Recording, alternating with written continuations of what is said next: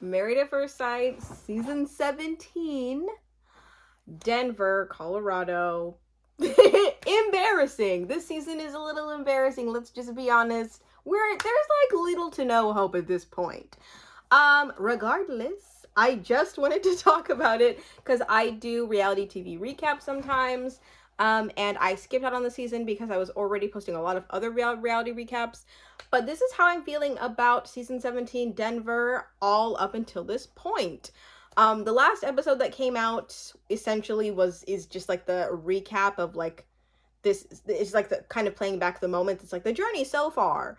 But before that, in case you're going to be spoiled, just be aware that you're probably going to be spoiled of the story up until this point. So pause if you haven't seen the most recent episode that contributed to the story.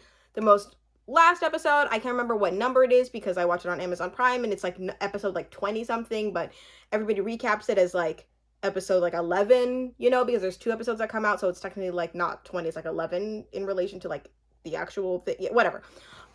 So the last thing that happened was essentially Austin and Becca met with one of the counselors, and Becca is like horny for Austin, and Austin's like, I don't know. And then what's his name? He's either Australian or from New Zealand. I want to say his name starts with a C. Hold on. That guy, Clare and Cameron. Cameron was basically like, I'm gonna be a little bit selfish. We're not gonna wear our rings. Just gonna be honest, I don't see a great future for us. Emily and Brennan are like uncomfortably trying to make it work, but it just feels very fake, a little forced. Yeah, so that's really what's happening right now. Of course, Lauren and Ryan have split. Wow. Let me start with like my feelings as to how the season started in general, just so, because I just want to go over everything. I really do. I really hated that I couldn't sit after every single episode and just get out my thoughts episode to episode, but I'm just gonna give it all right now. So the season started off with essentially just Michael getting left at the altar. We didn't even know who Michael was. We didn't know who the runaway bride was.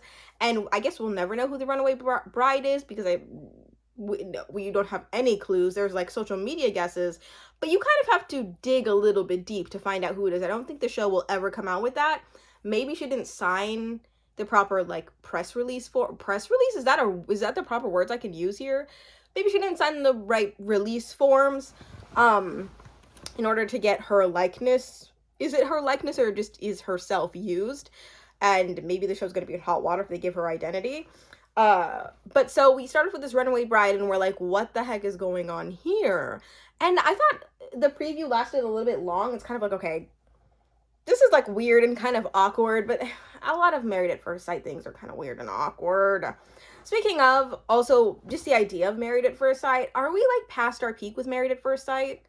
I feel like there have been some unicorns within the Married at First Sight universe of like, those people worked really well, and it's kind of a shock how compatible and how well they're able to make it work, because after season, like, I don't know what season it all went down, but I just feel like it's all going downhill from here. It's like the seasons start off so good, but then they just go so bad, and you're like, oh, these people are like trying as hard as they can, but like it's just not working. It just feels like, are we gonna get into seasons that are just simply not going to work? Are people simply not meant to be together because Married at First Sight hit their peak, hit their unicorns, and then now we're just never gonna get, you know?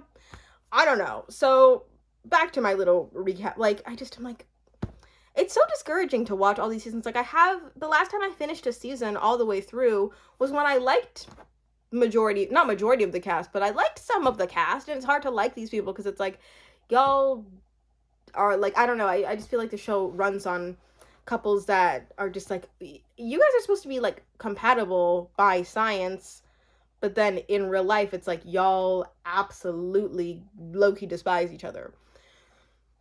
Anyway, in the beginning, okay, so we see Michael and his runaway bride. We cut to like introducing everybody to everybody. Michael is kind of like a little weird. I'm not even gonna lie. Like, I kind of feel like I wasn't like, oh my god, she missed out on such like a beautiful human being. Like, he seemed like such a good guy. He seemed a little weird. He just seemed a little weird. Just gonna be honest, like, that eccentric outfit, I'd be like, this is my wedding day, bro. This is not, like, Comic-Con. This is, I don't know if that was mean to say, but, like, just be real. Like, you're wearing a crown and a cape. Oh my god, and I'm about to marry you? I would probably be on the same boat as her. Good for her being able to, like, have her identity sealed, because I feel like people would come for her, be like, you know what you signed up for. Yeah, but then I walked down the aisle, saw this man in a costume on my wedding day, and just had to go. Yeah, whatever. So we have the runaway bride situation. I want to know more details. The show would be so good if they gave us more explicit details as to what the heck was going on, but I just don't think that they are legally able to, or else I think we would have had it. Because it would have been cool to see, like, hi, my name's blah, blah, blah, and then see her doubt the process, and then be like, I can't do it, and then see her say no. It'd be so cool to see that, but whatever. I guess the intrigue also adds to the show's I don't know. Whatever. So, Runaway Bride. I'm gonna go through couple by couple, just because that's really all I can do. Like, I'm not really going to talk about the counselors unless I'm talking about the couples. I'm going to be talking about scenarios related to each couple. And yeah, we are going to get to Lauren and Orion, and just how interesting social dynamics, racial dynamics are played in this show, because they really don't do a lot of in-depth talks in relation to interracial couples. Because typically the interracial couples are not, well, correct me if I'm wrong. Really correct me if I'm wrong. Interracial couples typically are not black with somebody non-white, basically. So it just was really interesting to see the Lauren and Orion dynamic, and to see how that has turned out so poorly. It just makes you wonder, like, how else are we gonna feel about this with matching any other dynamics up for the future, that it's like that, you know? I don't know. So, okay, do I really want to dive into, you know what, I'm just gonna start off with Austin and Becca. I was gonna start off with Emily and Brennan, but I kind of want to save them for later because they're a little bit too good to start off on right now. Austin and Becca, the first day I was like, oh, cute, they like each other, they have, like, similar energy, they're very similar people, cool. This is going to be a successful relationship. This is nearly like an Amani and what the heck was his name? Or is it Amani who was the boy and the girl was something else? I forget. But this is going to be like one of those situations. And I feel like I see their success as, like, I don't even know what else to comment about them besides the fact that cut to now. In the beginning, I was like, oh, they're perfect. They're going to be fine. This is going to be the boring couple of the season. No, we're going to talk about nothing with them. And then cut to now, we see that they have differences in religion, which Pastor Cal kind of did low-key downplay, as much as he is being optimistic about it and kind of like, you guys can make it work. I kind of feel like it's a bigger thing than he's getting into, which is crazy as a pastor. Like, what? I don't know. Not to say that I necessarily view it as something that holds incredible weight, but I just feel like he didn't really get into it with them in the way that it does ruin relationships. Things like difference of religion, you have different perspectives, presumptually, about how you kind of view life and view death and view, I don't know, kind of everything in between in relation to your values. Even though they have same values, Austin is very clearly, he seems to be like a Christian guy, where Christianity has really informed a lot of his thoughts, especially in relation to sexuality. I feel like he's a little bit more rigid, a little bit more stiff in relation to, like, intimacy, which I feel like is a very Christian conservative thing. To where Becca isn't. Not, and that could also just not be a religious thing. He's not saying that explicitly. I'm reading it. And I just feel like it's a little bit odd, because he's like, I don't want it to just like a hookup thing. I just feel like at this point, it's like, grow up. Grow up. I'm sorry. Becca, I really like her. I like her energy. I like the way that she talks. I like the way that she talks to the other women. I like that she has like a legitimate like story behind her. I like that she's fun. I just think she's a well-rounded human being, and Austin, I feel like, is the sore point of their relationship. Sorry. I feel like Becca could, I'm not gonna say could do better, because I think they're both fine human beings, but it's like a little weird that he's putting so much weight on the sexual aspect of it, when it's like, I get that you, it's just such the typical like, I want to wait and see, like, we have to have real meeting, we have to blah blah blah. And I get him as a person. Like, I think if this was a woman, also, we wouldn't have as big of a push on this, but also, like, they're like the least people that should not be having intimacy issues. I don't know, especially if she's feeling she seems to be really frustrated. It's like, y'all can't do some, like, I don't know. I don't know.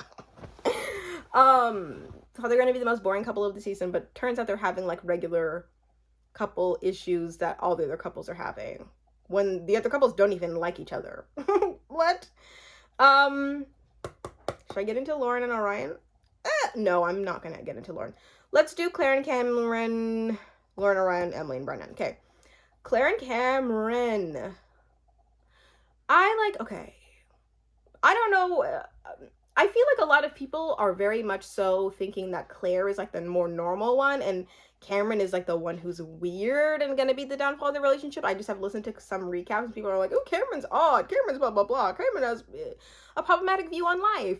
Personally, I feel like Claire's rigidity and her kind of like therapist speak doesn't do well with Cameron as a person, because she's just a lot more, it's like very logical, very much like an independent woman. And then also, like, as a shorter girl, I know she's short, I'm short too, there is this like need to like prove, I don't know, independence, and to like do things on your own, and then also to kind of like throw up hope. Not to say that all of this is in relation to being short, but like in relation to her personality, I feel like I see moments of her not really like giving in to the whole partnership of it all. And I feel like Cameron is far more like into just the, what's it called, I was gonna say the whimsicalness, the ease of a relationship, the like natural, I don't know, the natural jokes, like not necessarily critiquing each other as much. But, and I feel like Claire needs more of like a more serious person. Is that fair to say? Because I just feel like she's a little bit more serious. She's a lot more responsible. She's a lot more like logical. And Cameron just needs somebody who's a little bit more like go with the flow, has a stronger sense of humor. I don't know. I don't know. Not to say that Claire is a problem, but just to say, like, I just feel like their communication style is just butting heads, and they maybe worked out if they dated.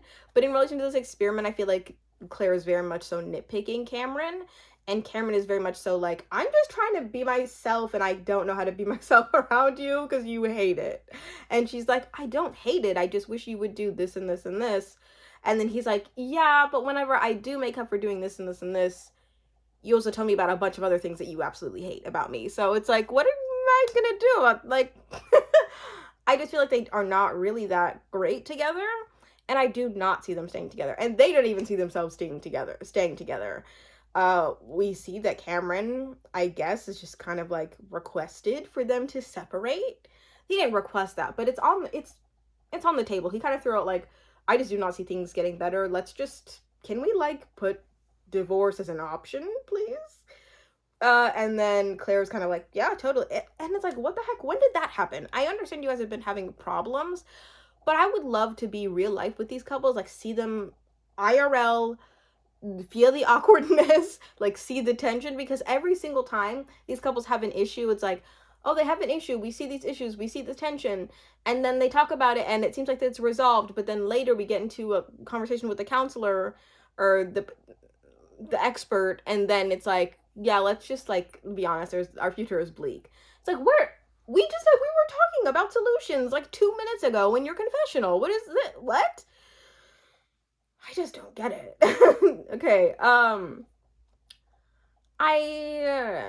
don't think that they're gonna make it. They're obviously not gonna make it. Lauren and Cameron, or Lauren, can you imagine? Lauren and Cameron? Lauren and Orion. Okay. Woo! This is a topic. Whoa. Lauren, my first thought of her was kind of like, oh my god, I love somebody who seems to be a little bit more like free. I love that both Lauren and Orion are open with their sexuality in relation to the fact that they're a little bit more open and fluid. The show never, ever talks about sexuality. So I was like, what is going on here? This is crazy. But of course it had to be like people who are seemingly, this is an assumption of mine, pansexual, even though Orion said like I tried it with a man, I didn't like it. I guess people who were open to pansexual, like that's the farthest the show will go, which is very interesting because it's 2023. It's like really fascinating, but like whatever. Like okay, so Lauren and Orion, I had such high hopes for them. But the first couple of episodes, even directly after they got married, nope. Let me go to the first red flag that I saw was when Orion was talking to Lauren's dad, and he was like, I come from a matriarchy, bro. Like, I'm good. I'm socially aware of what a man needs to do. Basically, like, reassuring him. And then he slipped up and said, like, yeah, but, like, when it comes to, I don't know, like, things around the house, like, I'm just not gonna let a woman boss me around. And then it's like, all the things you said about being in a matriarchy, what is, just throw that out the window, I guess. Like, because that sounds like you come from a patriarchy, because that's what people in the patriarchy say. Idiot. Lauren, interesting. Okay, so let's just get into the controversy that was her messing up. And this is such a hard thing to bring up because I really don't want to say the wrong thing. But I will say, as much as I liked Lauren and Orion in the beginning, because I was like, oh, what a diverse couple, what a potential power couple this could be. When it came to that conversation, I'm just gonna be honest, and this is not gonna be a popular opinion because most people are on Lauren's side of, oh, we should give grace, oh, we should like be understanding. If the roles were reversed, this would be, or no, that's kind of my opinion. It's like if the roles were reversed, but like also like stop reversing. This is what it is, you know. Let me get into it. Okay, Lauren and Orion, that thing that happened between them in the hot tub where she didn't know what a redskin was and then said, oh, I know what it is, I just looked at your face. That was, we can all agree that was a really tough watch. That was really uncomfortable. I don't know, like, I as a Black woman, I'm not saying that she needs to be on this level at all. I just, as somebody who was watching this and being like, oh, I feel like there are people that like make fun of things with like humor, and like maybe if Orion was a little bit more like Lauren, he would laugh about it. But personally, as somebody who feels more like Orion and is like, if we're like in a moment where you're asking me a kind of serious question and I'm giving you a serious answer and I'm not cracking jokes, don't do that. Don't like look at me and laugh.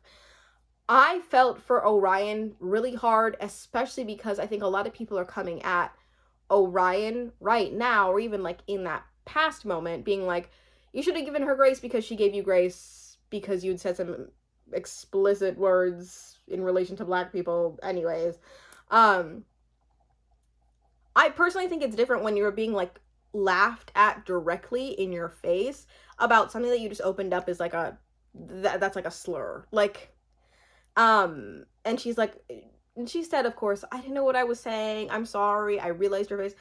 There is a lot to be said about the fact that it was a pretty quick catch. She did say that, and she wasn't like, you know what, you're blowing this out of proportion. I feel like she has done all she can do in relation to that moment. But I will say, if I was in that position and I was Orion, I think nobody's gonna agree with me when it comes to this. Like, it's like one YouTube person that like did agree with me, and if I was Orion, I think that would have tainted my image of Lauren.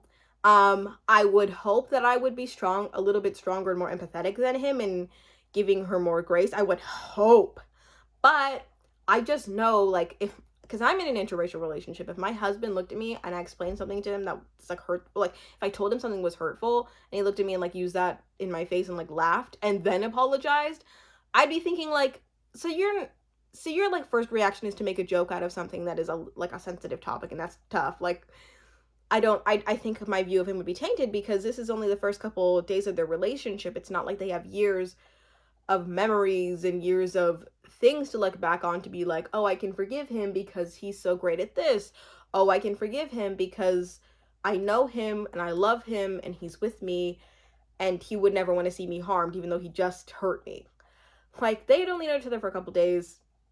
I really did not blame him in that moment for being heated and not really knowing kind of how to give grace in that moment, because that was hard. It was a tough watch. Like, I really do feel like that was horrible of Lauren. But I will say, going forward, she's done all she can do. But the thing is, when you've like tainted that relationship and you cannot take words back, it just like changes the way that somebody sees you, and you just can't help that how they feel about you.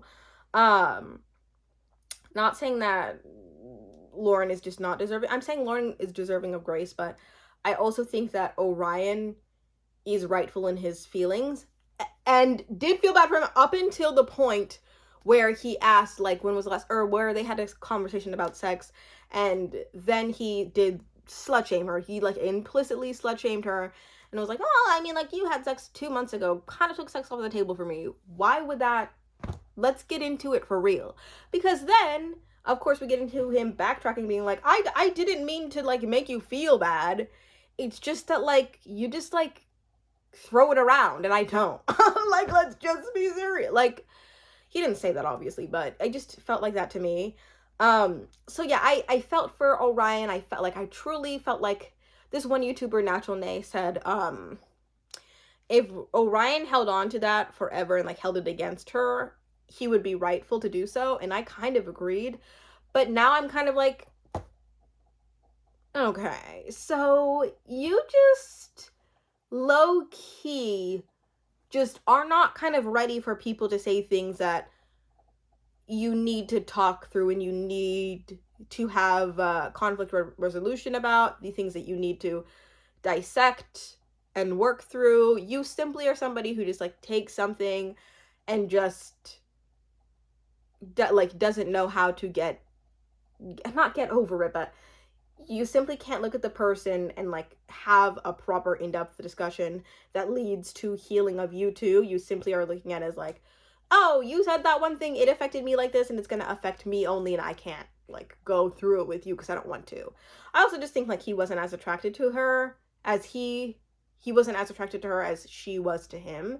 So incredibly unfortunate. It's so incredibly unfortunate because just as a Black woman, okay, and there have been studies that have come out about this. There's this, like, one study that I think it was either Hinge or Bumble did about how like the person of least interest are Asian men and Black women, and it's like, it's so hard to see.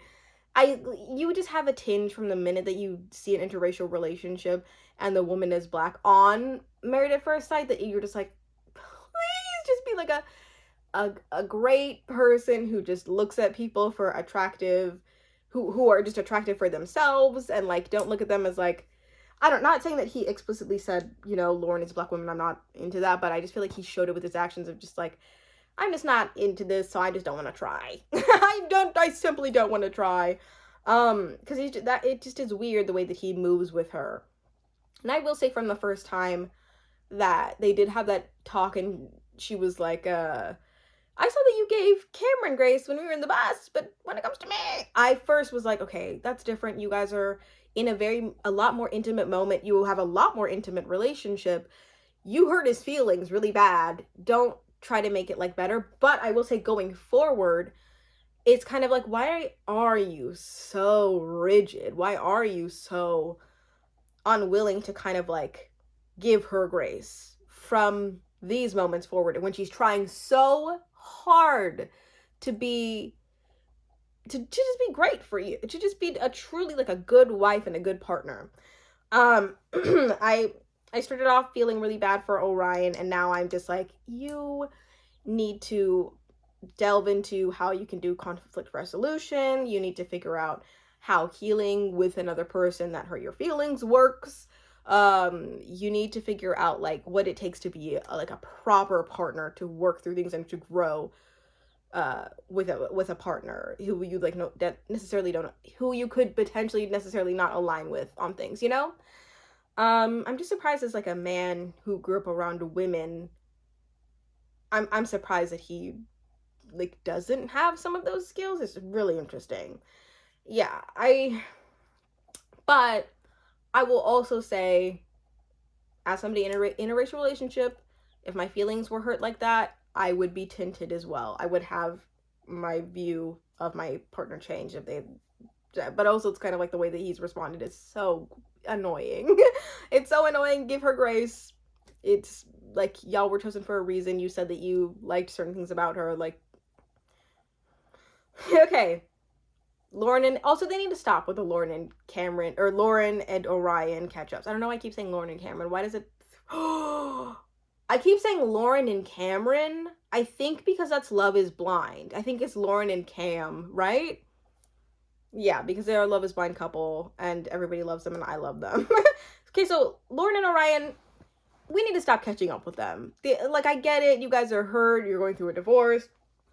But it's also like, boo-hoo. There's no hope for this. Y'all aren't even going to be for real friends because Orion simply just wants to make amends because he wants to look better on TV. Let's just be serious. I feel like that's what that is. So annoying. I feel bad for Lauren. I do. I feel like she made a natural human mistake and deserves to be heard out based off her actions past that mistake. Not to say that mistake wasn't hurtful and hard. It just okay. Okay.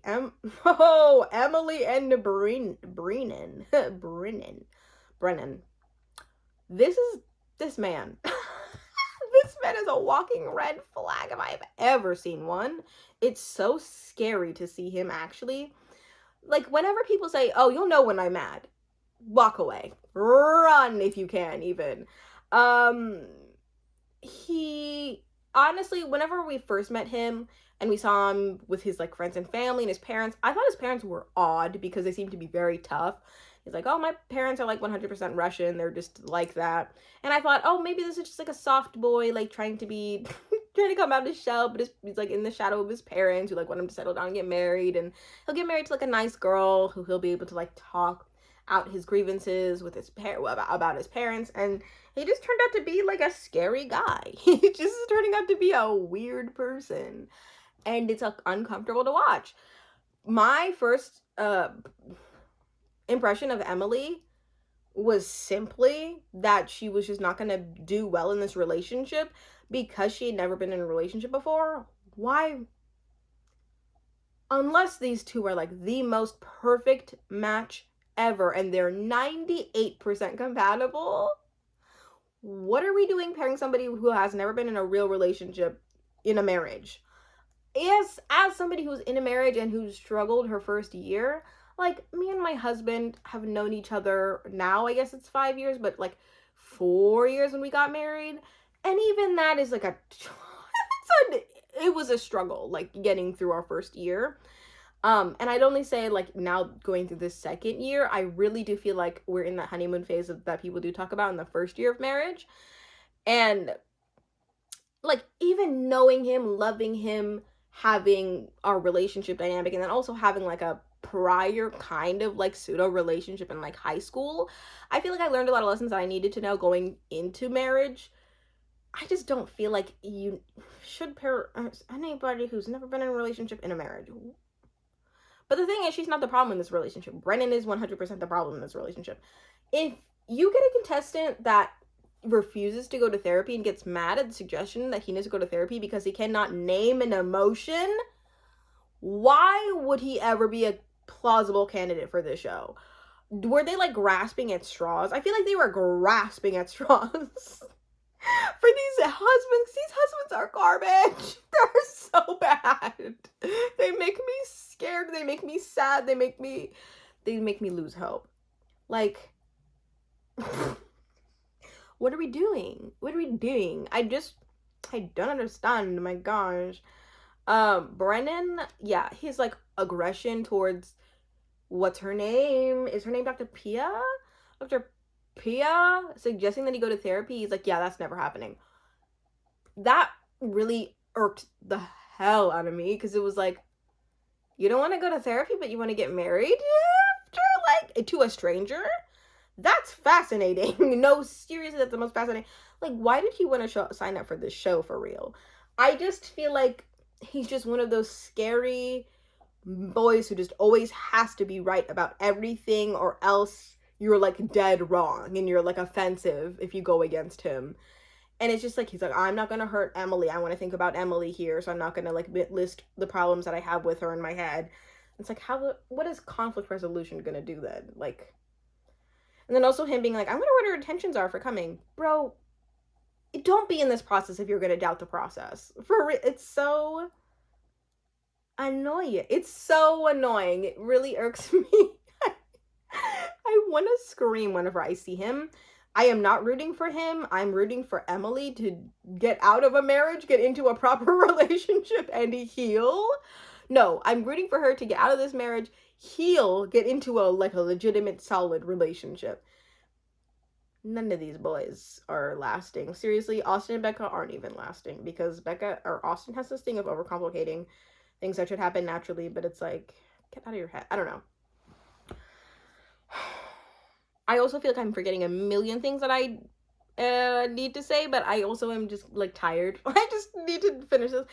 One thing that I do want to say about Austin and Becca, I really feel like they did a disservice in them by skimming over their religious issues, because I don't know, like, as somebody who's a Christian in a relationship with somebody who's like not as strong of a faithful person, who like, I grew up as a pastor's daughter, a missionary daughter, have like went to a Christian college. It is different, because I thought that I was gonna end up with somebody like with that similar background, and I simply have not. And it really, like, it does take up a decent amount of my thoughts. It did take up a decent amount of my thoughts when I first started dating my husband, and also when you want to raise your children differently.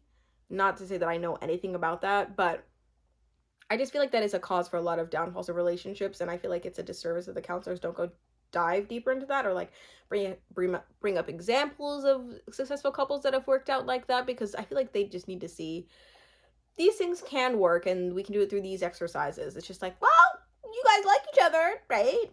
You know? Interesting. That's all I have for all of my thoughts on season 17, Married at First Sight Denver. I might come back. I was gonna say I might come back at the end of the season to like do like a catch up, but I don't even know if I have it in me. I will or I won't. You should subscribe and see if I do. But also, I don't even know if anybody's gonna catch this video, because it's so late. Nobody's really catching for recaps right now, but hopefully this hits the right people. Thanks for watching.